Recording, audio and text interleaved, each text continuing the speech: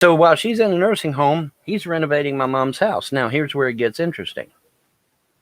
See, I had told my mother just not even a month prior to that. I said, now, Mom, I know you got money in that closet. You need to take that money and you need to go to the bank with it and put it in the bank. Oh, I can't do that. I said, Mom, I know you survived the Depression, honey, but you can't leave money like that laying out. You've got to put it in the bank. And once again, Mom totally ignores her son and leaves the money in the closet. Now, so here comes Jerry and his sons and all the other to come over here and renovate my mother's house. And of course, they find all that money in that closet. $2.5 million worth of money. And that's just an estimate. It might be more than that. But for sure, at least $2.5 million. All right. Now, this is in addition to the various lawn equipment and guns and whatever else they took. All right. And so when I finally get Mom out of the nursing home, which I did, I get her out of the nursing home. I get her back home. She calls right down here, Crane Creek Road, calls him on the phone and says, give me my money back. And now this is on speakerphone, and there was a whole room full of people hurting. Said, I'm not giving your money back, not giving you anything back, not giving your lawn equipment back, not giving back your guns, not giving you back nothing. I'm like, wow. And once again, she did not challenge him at all, didn't question it. It's like she's a totally different person when these get around her. She's like a totally different person. And she didn't even question it at all. She just hung up the phone. I'm like, ain't you going to call the police? Ain't you going to, I mean, he just admitted to stealing your shit. Ain't you going to call the police? No, she isn't. She ain't going to do shit. She ain't going to do a damn thing.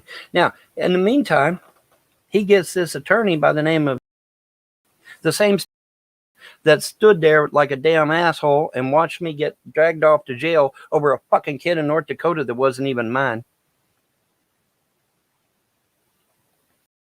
Was representing me in family court and literally stood there stone-faced and allowed that judge to drag me off to jail over a kid that wasn't even fucking mine.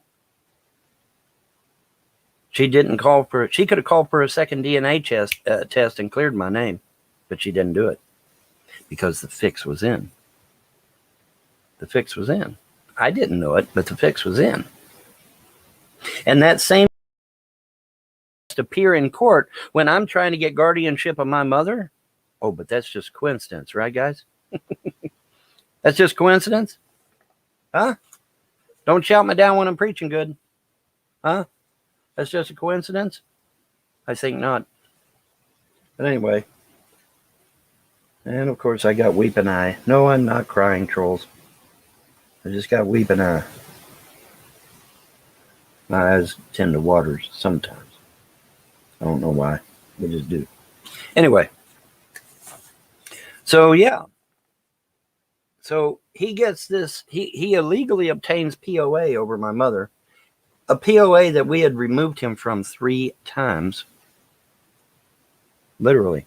We literally removed him from the POA 3 times. And he went and got to get him put back on again.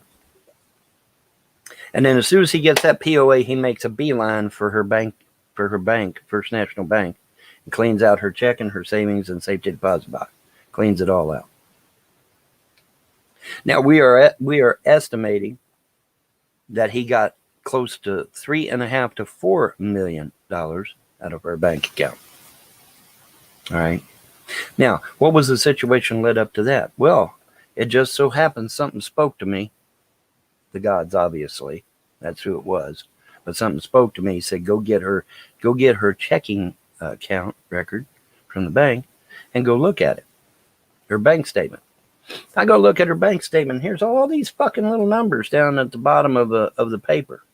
And I'm like, that ain't right. That ain't on my bank account. So I put one of them numbers in a fucking Google search. It was a bank account. They were literally siphoning money out of her fucking account illegally. And it was in small amounts, so the bank never caught it. So when I approached the bank manager with this shit, her eyes got big as saucers. She said, Mr. Von Helton, that will never happen again. And you know what? It wasn't. They corrected that shit right now. 13 accounts were attached to my mother's account, and they were siphoning money off little by little by little. But I'm sure that's just coincidence, right, guys? Right? So, in any event, I don't know where Butterfly goes. I said Butterfly, just sit tight. I'll let you in here in a minute. But anyways, the point is that this shit, he's been manipulating my mother against me for years, going all the way back to Ohio. He is responsible for me being in debt. He is responsible for the destruction of my first marriage. Now, admittedly, some of this stuff is hard to prove. I give you that.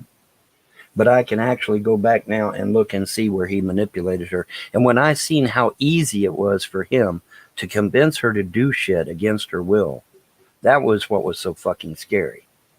Because he had almost godlike power over her to get her to do anything he wanted her to do. And I mean anything. I mean, he got her to kick my wife off the property and her not even breaking the law. That should scare the shit out of anybody. When you got that kind of power that you can manipulate somebody like that, that's pretty fucking scary.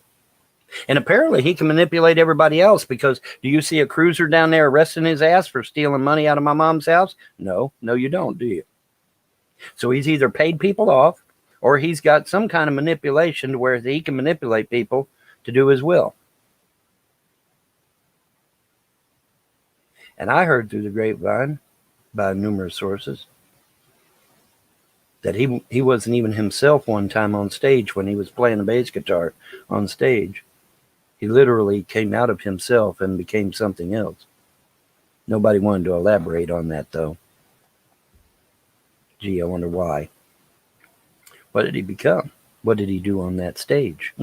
Well, inquiring minds want to know. Anyway, and the irony is that these Christians down here, so-called, oh, well, Von's a filthy evil pagan, therefore he must be aligned with demons. No, I think I know who's aligned with the demons, and it sure as fuck ain't me. Sure as fuck ain't me. But anyway, let's move on down the line here, because we got more to talk about. Like I said, I'll let y'all in here in a minute, but I got some things to say first. My point is that this is going too far. It's gone way too far. But what makes me mad, what makes me angry, is that he is working in collusion with these trolls on the internet, and has been for years. They're all talking to each other on Facebook. Ain't that right, Secular Opinion? Ain't that right, Secular Opinion? Yeah, you all talking to the Frosts and the trolls and haters, all talking to one another. They all best buddies because they all got a mutual benefit. Let's destroy Von Helton's family. That works out to everybody's benefit, doesn't it, trolls? Yes, it does. We're going to destroy Von Helton and his family, and we're going to destroy his finances, which they sure as fuck did.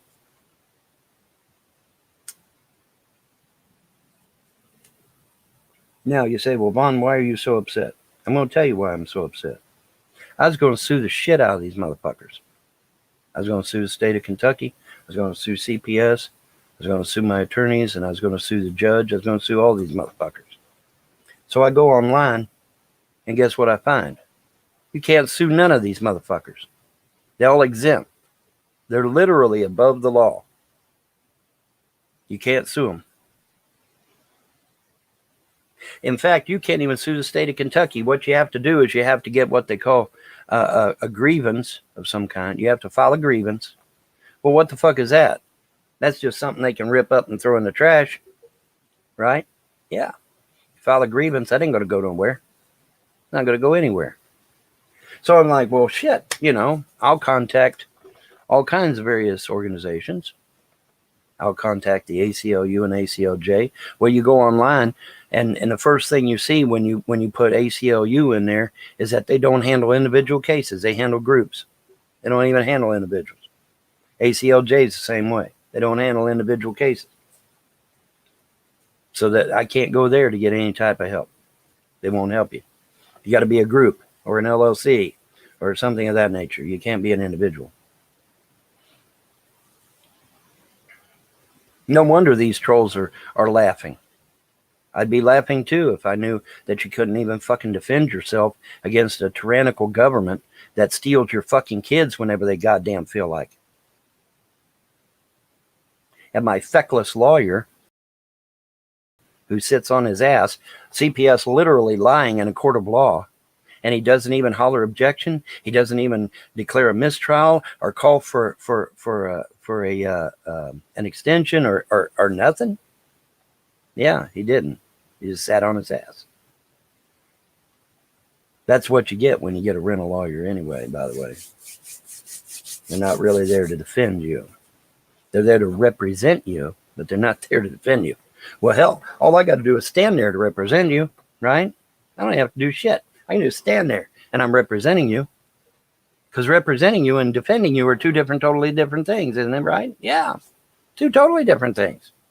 I can represent you by simply standing in that courtroom and keeping my fucking mouth shut. And I'm still representing you. But defending you is when I say, hey, objection, these motherfuckers are lying in this courtroom. Because they said they went out on this, their documents say that his kids have bugs in the head when they didn't.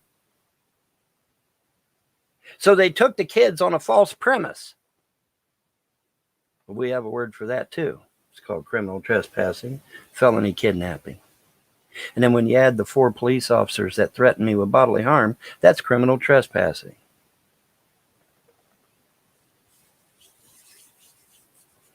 But isn't it wonderful when you go on the damned internet and find out you can't sue none of these motherfuckers. They're exempt. They're literally above the law. So I call Rand Paul's office. You know, the Rand Paul that's supposed to represent me in Washington, D.C. We're not going to do anything. We're not going to do shit. I said, now, wait a minute. You represent the state of Kentucky. You can't do nothing about this shit? You can't do nothing about an out-of-control government body here in the state of Kentucky called Child Protective Services, which is literally going into homes and stealing my damn kids out of my home for stupid shit like a spot of mustard on a damn t-shirt. But you can't do nothing to stop that. You can't do nothing to rein in a corrupt government entity. Well, apparently not. Because Rand Paul's office tells me bluntly, we're not going to do shit. I mean, they didn't word it that way. They were polite about it. But I can politely tell you to go kiss your ass, right?